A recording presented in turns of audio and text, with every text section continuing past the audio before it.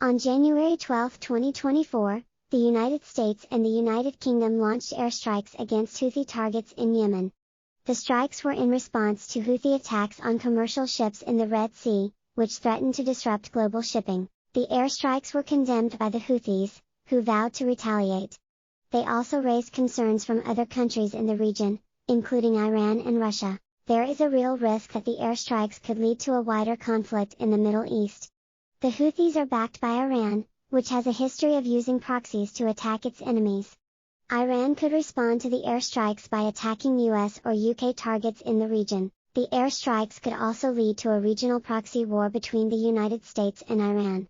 The United States is already supporting the Saudi-led coalition in Yemen, which is fighting the Houthis. If Iran were to increase its support for the Houthis, it could lead to a more direct confrontation between the two countries. The airstrikes also come at a time of heightened tensions in the Middle East. The Israeli-Palestinian conflict is ongoing, and there is a risk that it could escalate into a wider conflict.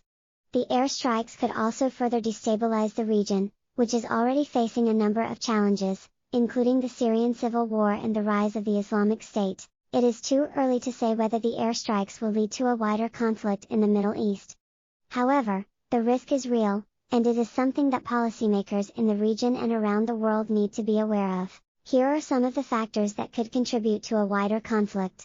A Houthi retaliation. The Houthis have vowed to retaliate for the airstrikes, and they could do so by attacking US or UK targets in the region, or by escalating their attacks on commercial shipping in the Red Sea.